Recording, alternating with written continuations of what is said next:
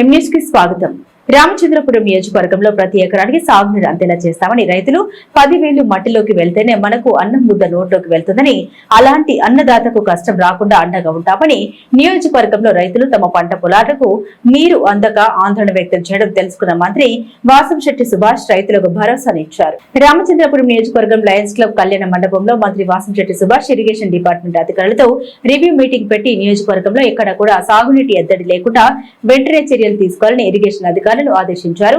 Irrigation అధికారులు ఎవరైనా సాగునీటి విడుదల చేయడానికి రైతుల నుండి డబ్బులు ఆశిస్తే వారిపై క్రిమినల్ కేసులు పెడతామని హెచ్చరించారు. ఇరిగేషన్ అధికారులు అందరికీ పేరు పేరున నమస్కారం. ముఖ్యంగా ఈ యొక్క సమావేశం అత్యవసరం. దీని వెంటనే కూడా పెట్టడానికి కారణం, ఏ ఎకరం కూడా ఎండడానికి వీలు లేదు, నీటి ఎద్దడి అనేది రాకూడదు, కంప్లీట్గా అన్నీ కూడా ఎక్కడ కూడా ప్రాబ్లం లేకుండా చూడాలని ముఖ్య ఉద్దేశంతో పెట్టడం జరిగింది. మరి గత 5 ఏళ్ల పాలనలో ముఖ్యంగా ఏది పట్టించుకోకుండా వదిలేయడం వల్ల పనులు ఎంత ఎక్కువ ఉన్నప్పటికీ అధిగమించి అధికారులు అధికారుల పనితీరు కూడా మెరుగ్గానే ఉంది. కాకపోతే కొన్ని చోట్ల ఈ వాటర్ అనేది అందకపోవడం వల్ల ఈని దశలో ఉన్నప్పుడు ఈ యొక్క పూర్తిగా రైతు నాశనం అయిపోయే పరిస్థితి ఉంది. కాబట్టి అదేవిధంగా ఏదైతే రైతు 10 ఏళ్ళు మట్టిలో ఆయన 10 ఏళ్ళు పెడితేనే మన 5 ఏళ్ళు నోట్లో పెడతాయి. 10 ఏళ్ళు పెట్టే పరిస్థితి ఇటు అధికారులు అలాగే డీసీలు కూడా పనిచేయవలసిన పరిస్థితి ఉంది. ఇటు డీసీలు రైతులకి ఇటు అధికారులకి మధ్యన వారధలా పనిచేయవలసిన పరిస్థితి ఎంతైనా ఉంది. ఈ యొక్క రైతు సమస్యల మీద డ్రైనేజెస్, కెనాల్స్, అదేవిధంగా ఇరిగేషన్ అధికారులు అందరితో కూడా సమావేశం ఏర్పాటు చేయడం జరిగింది. ముఖ్యంగా డీసీలను కూడా కొత్తగా ఎన్నుకోబడి డీసీలను కూడా ఇక్కడ వాళ్ళని కూడా భాగస్వామ్యం చేస్తూ రైతులందరినీ కూడా పిలవడం జరిగింది.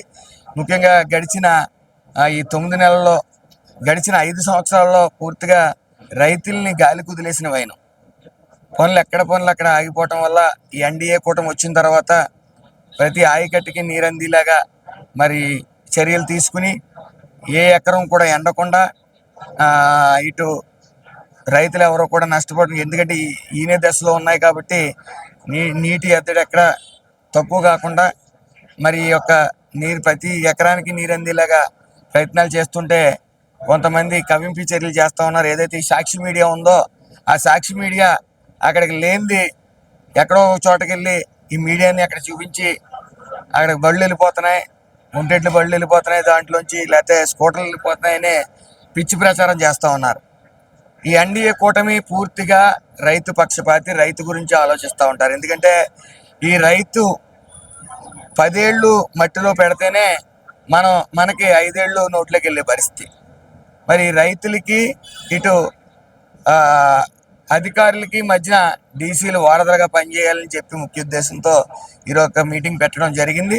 అలాగే ఎక్కడా కూడా నీటి ఎద్దడి లేకుండా ఏ కాలం సమ్మర్ కాబట్టి అధికారులందరూ కూడా ప్రతి వర్క్ పెట్టి రైతుని రాజీ చేసేంత వరకు మరి మనం పడుకోకూడదు. అలాగే ప్రతి చోట కూడా ఎక్కడ చిన్న కంప్లైంట్ ఉన్నా సరే ఇక్కడ డీసీలు కానీ అధికారులు కానీ అందుబాటులో ఉండే విధంగా ప్రణాళిక సిద్ధం చేసాం.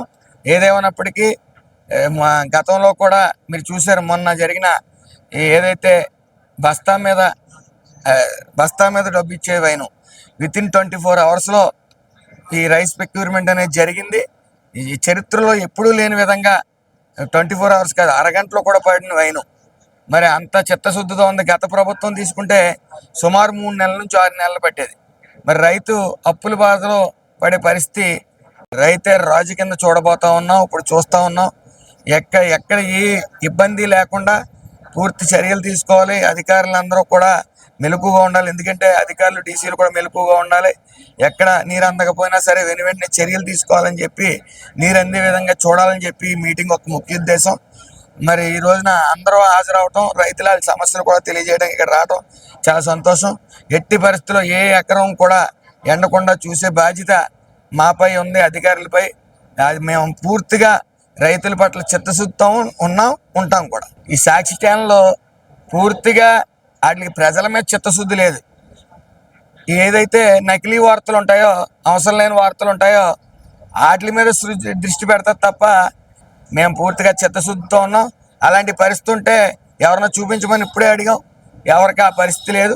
కొద్దిగా ఈనే స్టేజ్లో ఉంది కాబట్టి వాటర్ ఎక్కువమని అడిగారు కాబట్టి దాన్ని రెక్టిఫై చేసి వాళ్ళకి పూర్తి స్థాయిలో నీరు అందేలా చేస్తాం. వాళ్ళ మీద వెంటనే క్రిమినల్ కేసులు కూడా పెట్టడం జరుగుతుంది. అందులో ఏ విధమైన సందేహం లేదు.